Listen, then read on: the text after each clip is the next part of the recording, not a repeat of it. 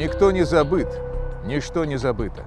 Подвиги солдат Великой Отечественной войны стали достоянием народной памяти. Эта война потребовала от народа величайшего напряжения сил и огромных жертв в общенациональном масштабе. И вместе с этим эта война раскрыла стойкость и мужество советского человека, его способность к самопожертвованию во имя свободы и независимости Родины.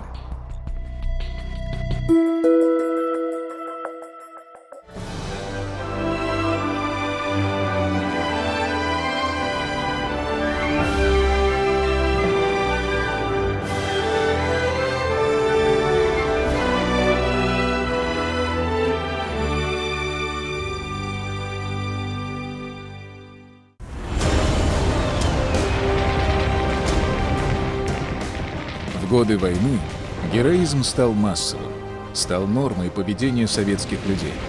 Тысячи солдат и офицеров обессмертили свои имена при обороне Брестской крепости, Одессы, Севастополя, Киева, Ленинграда, Новороссийска, в битвах под Москвой, Сталинградом, Курском, на Северном Кавказе, Днепре, в предгорьях Карпат, при штурме Берлина и других сражениях. За героические подвиги в Великой Отечественной войне звание Героя Советского Союза удостоены свыше 11 тысяч человек.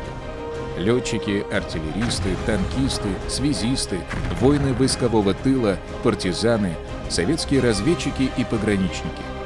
В истории Великой Отечественной войны были выдающиеся люди, героизм которых вызывал большой страх у нацистов. Герои, уроженцы из Татарстана, также внесли неоценимый вклад в общую победу. Летопись Великой Отечественной войны полна примерами их бесстрашия и отваги. Уроженец села Прости Нижнекамского района Никита Фадеевич Кайманов с врагами лицом к лицу столкнулся в первый же день войны в Карелии. Против пограничного отряда под его командованием были брошены 2 вражеских батальона.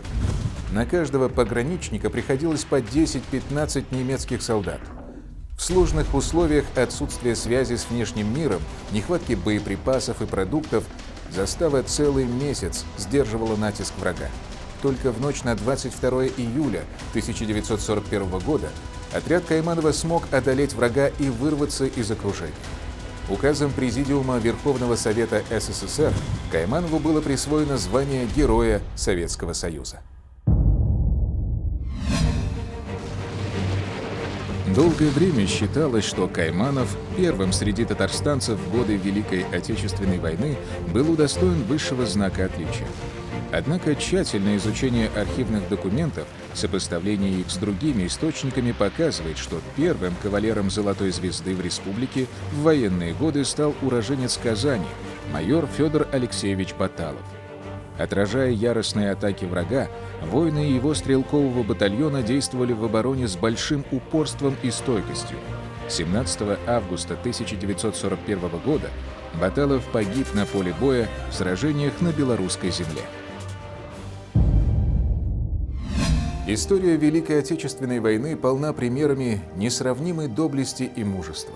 На первый взгляд, обычные люди, не дрогнув перед лицом смерти, день за днем приближали победу, иногда ценой и собственной жизни. Навсегда сохранится в памяти народа подвиг героических защитников Брестской крепости. Среди них был и сын татарского народа, уроженец Пестричинского района республики, майор Петр Михайлович Гаврилов. Майор Гаврилов, который защищал Брестскую крепость 41 день, по-моему, и его взяли в плен только в июле 1941 года. Он один остался без воды, без еды, без боеприпасов. За 2 часа, когда он потерял сознание и фашисты его взяли в плен, за 2 часа до этого он еще отстреливался. Это сообщение немецких, как сказать, документов, да? И его после войны, ну и понятно, и в лагере, и потом очень долго он, как сказать, ну не то что добивался, а ждал своего признания, что ли. Небывалую храбрость и мужество показали в приграничных боях летчики. Одним из первых в ходе сражений Великой Отечественной войны совершил воздушный таран воспитанник Казанского аэроклуба Дмитрий Кокарев. В сражениях на подмосковной земле звание настоящего героя Отечественной войны удостоился уроженец Альметьевского района Татарстана Бары Юсупов. Не менее интересный подвиг 18-летнего мальчишки Ахтямов Сабир Ахтямович. Это уроженец Кукмарского района. Татарин из деревни подбивал из ПТР тигры. Как? Вот я его так же посадил, так, ну давай, все, вот сейчас рассказывай. Все. Главную свою тайну. Как ты это смог? А я, говорит, очень просто. Я попал по стволу танка и сделал ему вмятину. И когда он начал стрелять, снаряд взорвался внутри. Нарушил не только ствол, но и экипаж уничтожился сам. Это же надо было придумать. Ну, говорят же, что нет, война не закончена, пока не похоронен последний солдат. Я думаю, что, к сожалению, эта война у нас никогда не закончится, потому что действительно потерь безвозвратно было очень много и людей, которые пропали без вести. Мы ищем и сегодня героев, которые пали во время Отечественной войны. Мы не можем, к сожалению, найти всех, потому что было очень много таких совершенно непредвиденных ситуаций, окружений, котлов, потерь, которые просто невозможно было контролировать. И поэтому найти останки солдат всех, вероятнее всего, невозможно, к сожалению. Но я думаю, что у нас достаточно широкая объемная работа в этом направлении ведется. И, скажем, на местах боев издавна уже, еще с советских времен, работают волонтеры и представители нашей молодежи, которые ведут раскопки, ищут останки солдат, находят какие-то артефакты периода войны, ищут конкретные медальоны солдат, чтобы их придать земле, останки и так далее, и так далее, и так далее. Это очень благородная работа, но, к сожалению, это только капля в море, я так думаю. В ходе Сталинградской битвы 38-я стрелковая дивизия полковника Гайни Сафиуллина взяла в плен первого фашистского генерала. В 1943 году в районе деревни Чернушки советский солдат, израсходовав в бою все боеприпасы, телом закрыл амбразуру вражеского дзота. Этот подвиг позже назовут беспримерным по доблести, который стал высшим образцом служения Родине. Обнаруженные впоследствии поисковиками документы позволили установить, что этот русский чудо-богатырь, которого звали Александр Матросов, в действительности является татарином Шакирджаном Юнусовичем Мухамеджановым. Рано лишившись родителей, он воспитывался в детском доме, где и получил русское имя. Больше всего наших земляков было среди белорусских партизан. В составе партизанского отряда в качестве подрывника воевал поэт Заки Нури. Одним из самых отчаянных организаторов подполья в Минске был обычный водитель трамвая из Казани Иван Кабушкин. Его дерзкие налеты наводили ужас на оккупантов. Советские солдаты стояли насмерть до последнего патрона. Вот когда 18-ю дивизию в Смоленской области рассели, там сразу начинают расти партизанские отряды. Кто во главе? Бывшие воины 18-й дивизии. Кудерметов был капитан, артиллерист. Он создавал, не одну партизанскую группу создал. И получилось так, что в одно село, его знали, немцы за ним охотились, и когда они взяли село и зная, где-то что он прячется, жители не выдавали его. И они говорят, мы расстреляем сейчас жителей, и он взял и выбрался и сказал, его казнили затем в тюрьме, но жители, как говорят, он свою жизнь спас жителей этого села. Мужество и непреклонную силу духа показали всему миру татарские подпольщики, проводившие активную антифашистскую агитацию в условиях немецких концлагерей.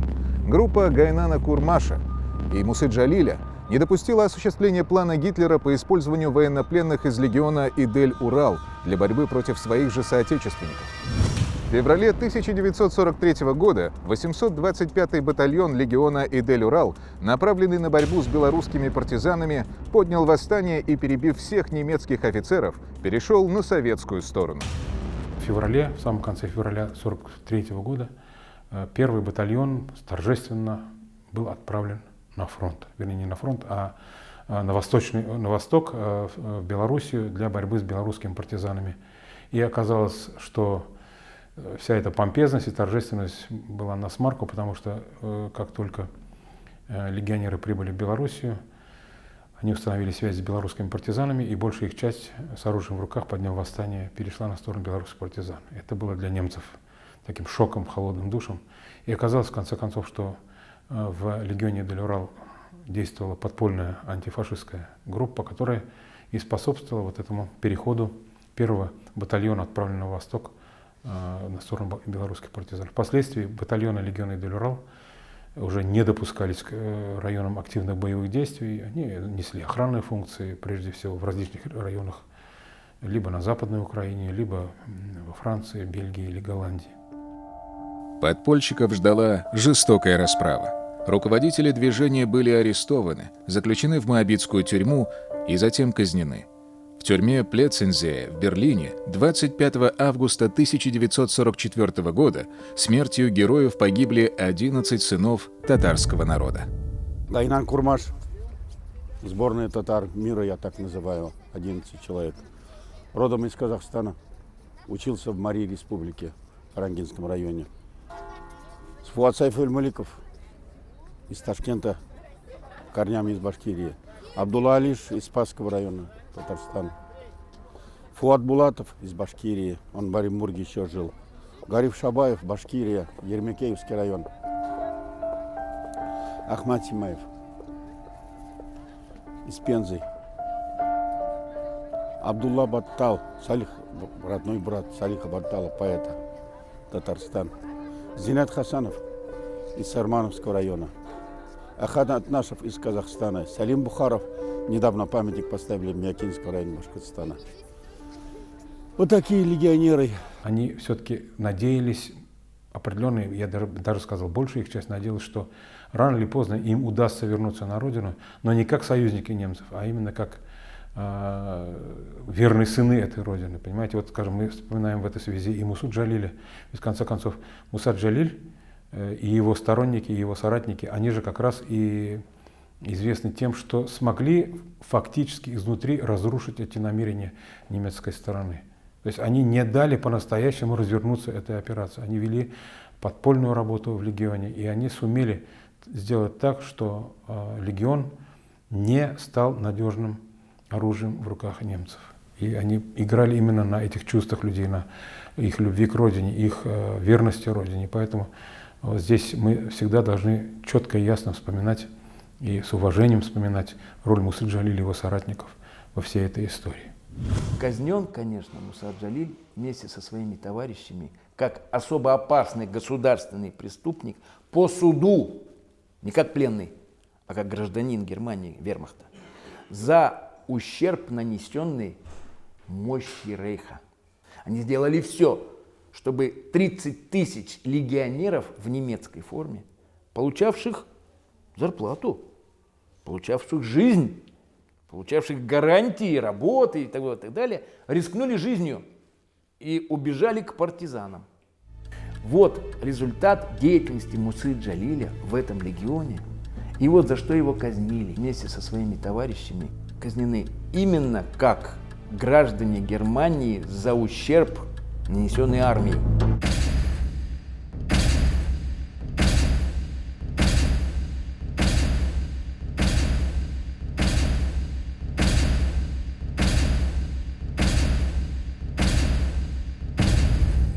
Одним из важнейших этапов на пути к Великой Победе стала Курская битва. Перейдя в наступление, советские войска разгромили противника, сорвав последнюю попытку врага вернуть стратегическую инициативу. За форсирование Днепра свыше 40 наших земляков были удостоены звания Героя Советского Союза. Среди них Борис Кузнецов, который свое первое боевое крещение принял в 16 лет. Мы решили продвинуться вперед хотя бы хоть на 20, на 30 метров, продвинуться на правом берегу Днепра и окопаться для того, чтобы держать эту оборону. Хочу вам сказать, что на вторые сутки немцы бросили против нас и танки, и артиллерию для того, чтобы нас уничтожить. И вот в одном из боев началась рукопашная схватка. Эта рукопашная схватка продолжалась минут 15-20, может быть, продолжалась. Это трудно было представить тот период времени. Но немцы дрогнули и начали отступать. Я подошел к немецкой пушке, которую они подкатили близко к нашим траншеям, а там и снаряды, и все, что было около этой немецкой пушки. И вот этой немецкой пушки, которую развернул я бил уже прямой наводкой бил по немецким танкам. Мы уничтожили 6 немецких танков, уничтожили несколько бронемашин, очень много уничтожили пехоты, и наши войска, и наши ребята, воины, начали продвигаться вперед.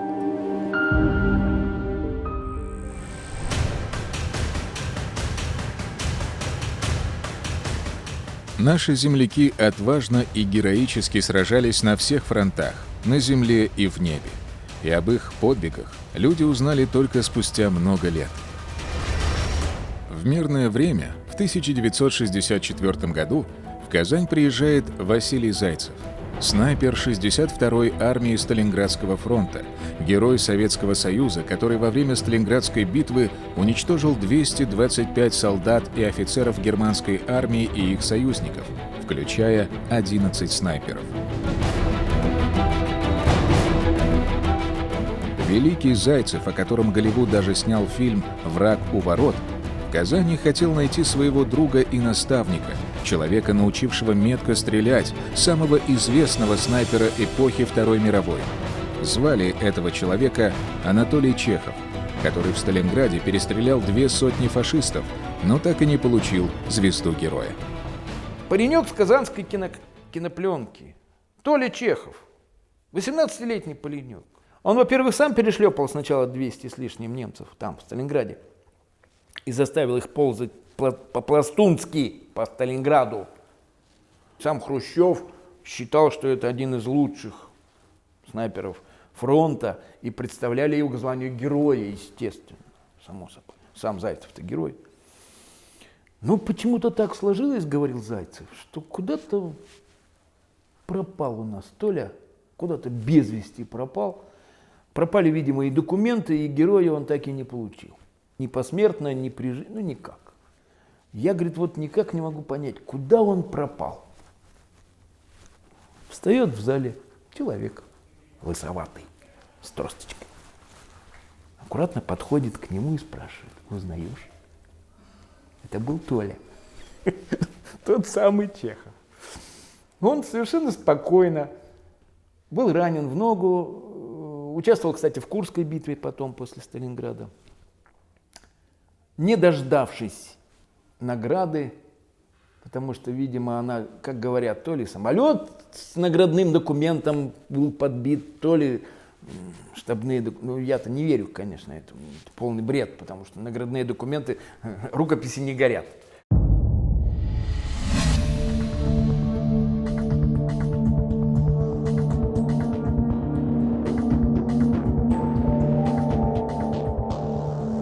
Сложной оказалась послевоенная судьба и у самого знаменитого нашего соотечественника Михаила Девятаева.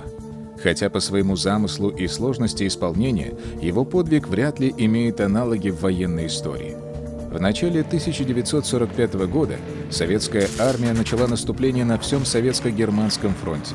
К весне были освобождены Болгария, Польша, Югославия, Венгрия, восточная часть Австрии. В завершающем этапе разгрома немецко-фашистских войск активное участие принимали дивизии и отдельные полки, сформированные на территории ТАССР. В июле 1944 года самолет опытного летчика Михаила Девятаева был сбит фашистским истребителем за линией фронта. Сам Девятаев по приказу командира прыгнул с парашютом и попал в плен. В ноябре 1944 он был переведен в специальный лагерь для военнопленных, который обслуживал секретную военную базу Пенемюнде, где испытывались новые немецкие ракеты Фау-2. При базе был аэродром, расположенный на берегу моря. База и аэродром находились под усиленной охраной. 8 февраля 1945 года, когда весь персонал покинул взлетное поле, советские военнопленные, в числе которых был и Михаил Петрович, убивают охранника, заводят самолет и поднимаются в воздух. Смотрю, немцы у самолета стремянки перетащили с одного крыла до другого, что-то по-своему говорят. Мы полежали, думаем, вот все, наш конец. Сейчас увидят нас. Но они пошли в столовую. Мы переждали, потом с обратной стороны капониров заходим. Пока еще немцы еще идут, а мы уже решаем, как забраться. Снутри нам удается открыть самолет. Мы, значит, туда в самолет. Сел я в кабину, завожу левый мотор, тут же правый мотор. Начинаю прогревать. И надо было добраться до взлетной полосы. Я думаю, они же меня увидят в полосатой форме. Я тогда решаю все с себя снять и остаюсь, еще мать меня родила. Девитаев не только сообщил командованию точные координаты и принципы маскировки базы Пинемюнде, которой позже наша авиация сравняла с землей, но и, по сути, предотвратил урановую войну, которую Гитлер обещал устроить всему миру.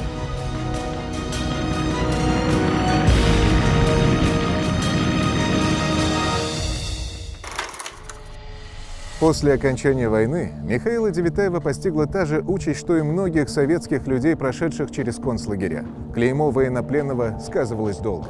Ни доверия, ни стоящей работы. После войны он вернулся в Казань и устроился на работу в Казанском речном порту грузчиком. Затем выучился на капитана-механика, но некоторое время мог плавать только на служебном катере.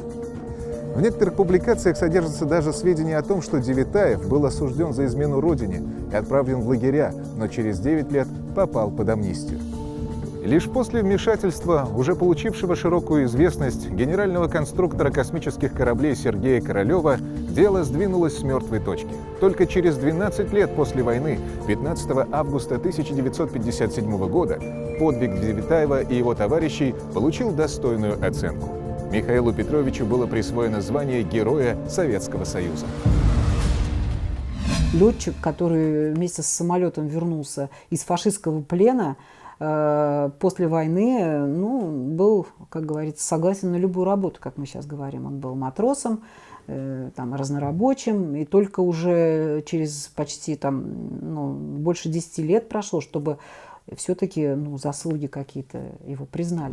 Мы сейчас обязательно должны, поставив памятник Девитаеву в Казани, обязательно, может быть, около речного порта, может быть, где-то там около бывшей ракетного училища, где он жил напротив, кстати, да, обязательно в этом памятнике показать, что именно этот человек спас мир от урановой войны в 1945 году. Не один, с помощью друзей, конечно, но он это сделал. Родина высоко оценила подвиги татарстанцев.